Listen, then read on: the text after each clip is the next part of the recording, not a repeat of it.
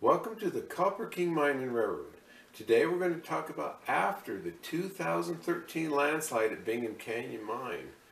We have a lot of great pictures of what they did afterwards. So stay tuned.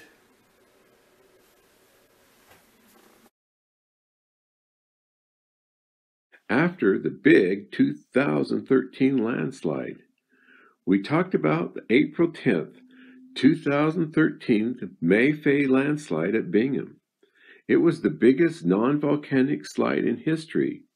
150 million tons of material moved down that mountainside. But now we're going to talk about what took place at the mine after that historical slide. In my video about the slide, someone commented, with all that knowledge they had about the slide moving, why couldn't they stop it? Well, they did have a lot of knowledge that it was coming. And that was because of their monitoring system at the mine and their 9-point protection program. They have satellites and prisms, GPS, and eyes everywhere on that mountainside to keep an eye on the movement at the mine. My reply was, you don't stop 150 million tons of material. You just get out of the way. And they did that. They moved important power lines, communication towers, buildings. They even positioned trucks and shovels, well, they thought, to safe places. Here's some pictures of what they did to prepare for that slide. But the big one was that they evacuated everyone that morning, so there was no injuries and everyone was safe. So that was the most important thing. So let's talk about what needed to be done after the slide to get the mine back to work. Now, the 68 shovel was back to work in ore production in 2.5 days, and that was impressive. Here's a picture of that 68 shovel at work, and it was the only shovel down in the pit what was working, and so they really maximized the shovel's output. The main 10% haul road had to be reestablished.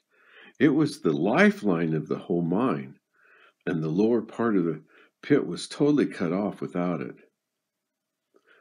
Then all around the slide area, 300 to 400 foot vertical scarps posed a great danger.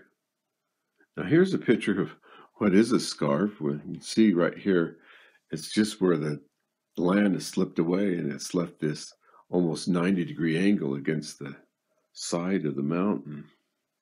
So that was a real dangerous place to work right there. So this ran around all where the slide had come down. You see how much of this is a scarf area of that slide, gee. The head scarf at the top where the slide started had to be addressed because they thought more material could come down. Then there was this large rock mass on the side plane, and it was overhead, and it had to be removed. Let me show some pictures of that. Then 2,000 feet of covered safety benches had to be cleared. The Bingham shop was half destroyed and sitting on the edge of a 300-foot scarf, had to be removed. And the bottom of the pit was covered with over 300 feet of material. They had to get all this done, and they had to do it safely. And there's a lot more to this than what it's going to be in this video. One of the first things they had to address is that headscarf on top of the slide. So they had to remove that for more material would be coming down. So here's some pictures of them working on that top part of that headscarf. And all these dozers and all these excavators were remote controlled. So these guys in this bucket right here, you can see the bucket to the left, they're running all these heavy equipment from remotely. So that's really neat how they did this. Look at these pictures. These are just really great pictures. Now, most of these pictures are showing you are from employees, and they want to remain anonymous. Even years ago when I worked at the mine, it was a no-no to take pictures up there. But we have some great pictures of them doing all this work with this remote control equipment. Look at this guy. He's sitting in his nice little chair looking out. Well, he's running his dozer or whatever he's working on. By November, they had all this material moved, and there was a lot of on top of this slide. So here's a picture of it completed in November when it was done.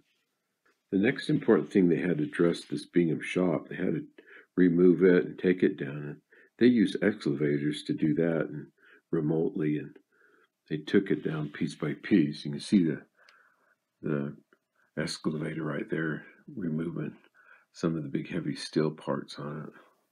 We have some pictures of before and after the slide. You can see the Bingham shop sitting there on the mountainside, and then after the slide, it's just half of it's hanging off there.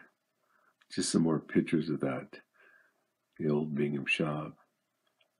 So pretty interesting. They got even some inside pictures when they took everything out of it, and it was deserted when the slide came. So we got some pictures of even that inside of it. And we got some pictures of this rock mass, what I was talking about. It was on the side plane, and it was overhead there. It was above the shop area, and it had to be removed. It was just hanging there. So they worked at this with their remote equipment to get it down and made a level spot so they could get some drilling, blast people in there to drill some holes so they could blast it out of the way. One of the most important things, they had to get that 10% haul road reestablished. So they had to dig ramps, and then they had to fill in to make that road, and then they had to dig out where the slide was also. So here's some pictures of them working on that 10% haul road. Some really neat pictures, I think. Then here's a picture of that haul road in November, and everything was completed, and you see that whole haul road right here is back to work. Then we have a lot of pictures of them working on this scarfs all around this slide area and just pushing it down with this remote equipment. This is just really neat to see all these pictures of them, how they did all this work up there. Some of these pictures, you can see how many remote dozers they've got on here, and they're just pushing all this scarf material down and leveling it off so it's really safe through here. But they're just using a lot all at the same time.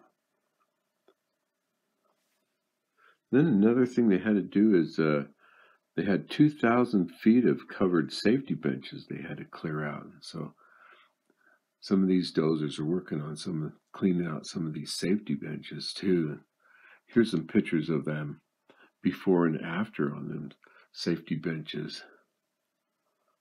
In my first video, I talked about the shovels. There's 3 shovels they lost and buried in that slide.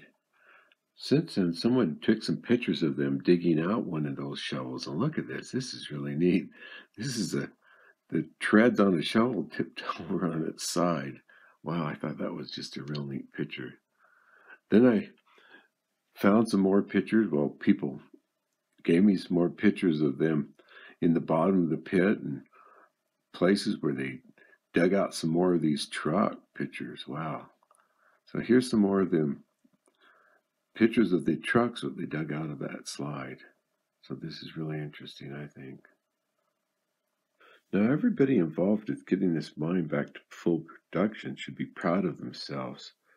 The employees, the management, the vendors. I mean, even the vendors stepped in and got shovels and remote units and dozers and all this equipment they needed right on time so they could hurry and get this done.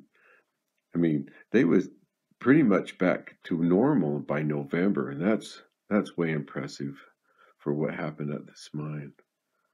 So that's the aftermath of the 2013 landslide at Bingham Canyon.